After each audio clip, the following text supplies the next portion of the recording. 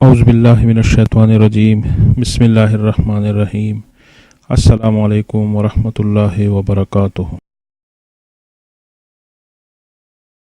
اس بات پہ توحید کا ذکر ہو رہا ہے، اس میں شرک اور پھر مشرکین کی اقسام، اور آج مشرکین کا چوتھا قسم مشرکین بالجن کا ذکر ہوگا۔ مشرکین بالجن، جن کے سارے افراد ابلیس سمیت اس کے اولاد جسے جنات کہتے ہیں، یہ عقیدہ بھی قرآن پاک نے نقل کیا ہے۔ بنی اسرائیل کا عقیدہ تھا کہ جنات غیب پر باخبر ہوتے ہیں، انہیں غیب کا علم ہوتا ہے۔ عرب کے مشرکین کا بھی یہ عقیدہ تھا کہ جنات پناہ ہی دے سکتے ہیں۔ جب صحرا میں جاتے کو آواز دیتے اور آواز بلند کرتے کہ اے اس وادی کے جنوں کے سردار، میں تمہارے پناہ میں آنا چاہتا ہوں، اور جو یہ جادوگر اور ساحر لوگ ہوتے ہیں، یہ اپنے سحر کو پکا کرنے کے لیے جنات کی مدد لیتے ہیں۔ استعانت بالجن، جتنے پلید رہو گے تو اتنے جنات کی مدد حاصل ہوتی ہے، باقاعدہ سحر کا قانون ہے۔ اس لیے سحر پکا کرنے کے لیے ان کے طریقے ہے کہ وضو نہیں کرو گے، غسل سے اجتناب کرو گے، جنابت میں رہو گے، خوراک بھی حرام کھاؤ گے۔ یہ قسم قسم کے طریقے ہوتے ہیں جنات کو مسخر کرنے کے لیے۔ جب کوئی پاس آتا ہے ان ساحروں کے، کسی نے تعویذ کیا ہے تو اچانک ایک تعویذ گر جاتا ہے، ساحر کہتے ہیں لے آئے، یہ جن لے آیا۔ کبھی کوئی اور چیز لے آتے ہیں، کپڑے پل وغیرہ، اچانک ہوا میں آ جاتے ہیں، گر جاتے ہیں۔ قرآن کریم 6 عقائد ذکر کرتے ہیں اس معاملے میں۔ ایک عقیدہ یہ ہے کہ جن کو شرکاء اللہ، یعنی اللہ کے ساتھ شریک کرتے۔ سورہ انعام 100 نمبر آیت میں وَجَعَلُوا لِلَّهِ شُرَكَاءَ الْجِنَّ وَخَلَقَهُمْ، دیکھو جنات کو اللہ کے شریک ٹھہرائے ہیں۔ سارے اقسام کے جن اس میں شامل ہے۔ سورہ کہف 50 نمبر آیت میں ابلیس اور اس کے اولاد کے بارے میں اَفَتَتَّخِذُونَهُ وَذُرِّيَّتَهُ أَوْلِيَاءَ مِن دُونِي، آئے ابلیس اور اس کی نسل کو تم اپنے مددگار بنتے ہو کہ یہ ہمارے دوست ہیں، ہماری مدد کریں گے، یہ تو دشمن ہے تمہارے، مگر صرف اولیاء یعنی دوست نہیں بلکہ ان کی عبادت بھی کرتے ہیں یہ لوگ۔ دوسرا عقیدہ ہے جنات کی عبادت کا۔ سورہ سبا 41 نمبر آیت میں بل كانوا يعبدون الجن، زبان سے کہتے ہیں ملائکہ کی عبادت کرتے ہیں، حالانکہ وہ جنات کی عبادت کرتے ہیں۔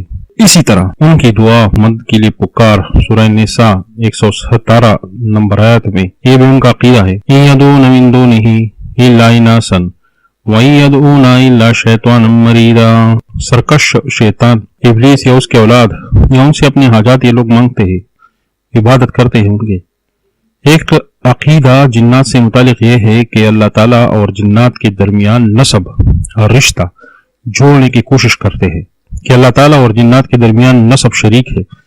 سورہ صافات 158 نمبر آیت میں وَجَعَلُوا بَيْنَهُ وَبَيْنَ الْجِنَّةِ نَسَبًا، ایک نسب تو نفس یعنی صرف شرکت کو کہتے ہیں، نفس شرکت کو۔ دو مشرکین عرب میں یہ عقیدہ تھا کہ اللہ تعالیٰ نے شادی کی ہے جنات کی سرداروں کے بیٹیوں کے ساتھ، اور ملائکہ اس کے نتیجے میں پیدا ہوئے ہیں۔ ایک عقیدہ یہ تھا کہ جنات کی مدد سے پناہ مانگتے تھے۔ سورہ جن 6 نمبر آیت میں جنات سے پناہ مانگتے تھے۔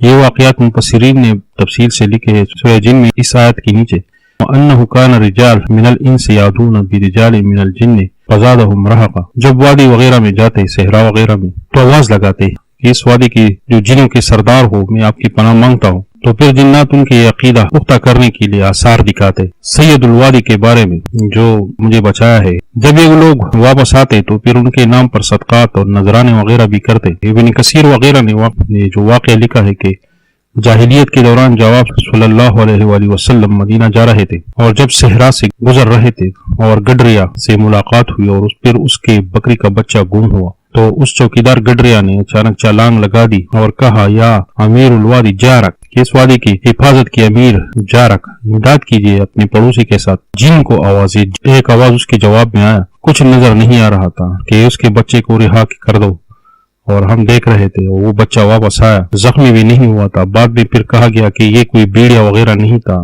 یہ اصل میں ایک جن تھا جس نے بیڑیا کا شکل اختیار کیا تھا، اور اس کا نام تھا سرحا۔ لوگوں کو گمراہ کرنے کے لیے کرتب کرتے تھے۔ یہ عقیدے تھے قرآن کریم میں۔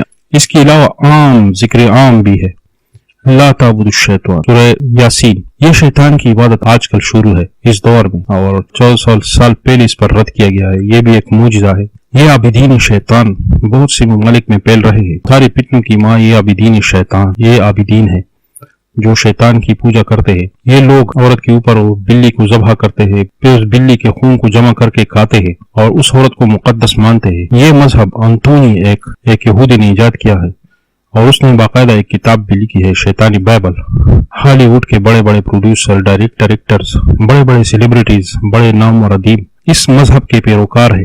ٹاپ کے سیاستدان اور مالدار عمرا لوگ، بزنس مین اور بہت تعلیم یافتہ لوگ بہت تیز اس میں شامل ہے، بہت تیزی سے پھیل رہا ہے یہ مذہب، یہ جادوئی مذہب، اور انہوں نے پلید جناتوں کی الغار ساری دنیا میں پھیلا رکھی ہے، ایک نیٹ ورک پھیلا دیا ہے جو اس لوگوں کو برائی کی طرف راغب کرتے ہیں، فحاشی، جوئے، نشے کی طرف۔ یہ سب جو ہو رہا ہے اس کے پیچھے اس مذہب کا کافی ہاتھ ہے۔ اس پر انشاءاللہ تفصیل سے کام کرنے کا ارادہ ہے، ہم اللہ تعالیٰ سے مدد کی طلبگار ہے، کیونکہ اس شیطانی مذہب کے متعلق جاننا اس دور میں انتہائی ضروری ہے۔ کس طرح فلموں، گیمز، میوزک وغیرہ کے ذریعے عوام الناس کو نشانہ بنایا جا رہا ہے، کس طرح لوگ جادو کے زد میں آ رہے ہیں، جبکہ اس وقت سے قرآن پاک نے رد کیا ہے اس عابدین شیاطین پر، اس بڑے فتنے پر۔ مسلم ممالک مصر، لیبیا، ترکی وغیرہ میں بھی شیاطین میں شیطان کے پیروکار موجود ہے۔ قرآن کریم مختلف طریقوں سے رد کرتا ہے ان پر۔ پہلا طریقہ یہ ہے کہ ان کا عقیدہ یہ ہے کہ جنات غیب کا علم رکھتے ہیں۔ اللہ تعالیٰ فرماتے ہیں بے خبر ہے یہ لوگ،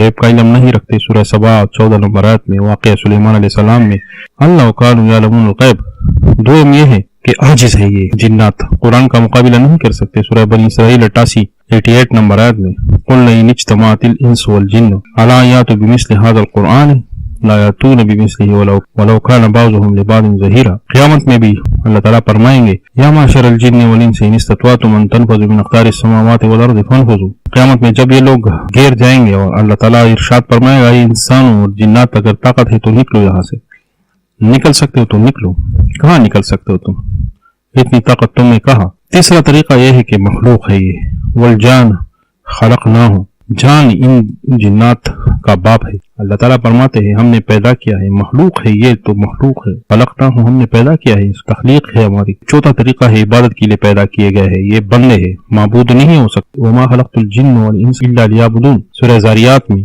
پانچواں طریقہ ہے ایسے لوگ ہیں ان میں سے جنہوں نے قرآن کو سنا اور موحد بھی بن گئے، سورہ احقاف، اور جن میں واقعہ ہے قرآن سنا اور پھر وہ مسلمان ہو گئے، مومن ہو گئے۔ چھٹا تعبیر ہے، طریقہ ہے، شرک سے اعراض کرتے ہیں، لنشرک بربنا احدا۔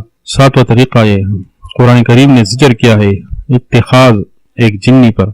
عرب کا ایک جہل تھا، عزا ایک جنی تھی، مشرکین عرب نے اس کا ایک دربار بنایا تھا، بہت سے منجاور تھے، عبد العزا کہتے تھے وہ منجاور اپنے آپ کو۔ درخت ہی درخت تھے جو اس جگہ جو زیارت کے لیے جاتے لوگ ہدیے شکرانے لے جاتے، ایک باغ بنایا تھا عزا کے نام پر، جہاں درخت کوئی کاٹ نہیں سکتے تھے۔ آپ صلی اللہ علیہ وسلم نے خالد رضی اللہ تعالیٰ عنہ کو بھیجا تو اس نے ایک درخت کاٹا تو کچھ نہ ہوا، پھر دوسرا کاٹا، پھر بھی کچھ نہ ہوا، جب تیسرا کاٹا اس باغ میں تو عزا جنی متشکل ہو کر ایک منجاور سمیت آئی اور خالد رضی اللہ تعالیٰ عنہ نے کو اس کا سر تلوار سے کاٹا اور اس درخت کو بھی کاٹا۔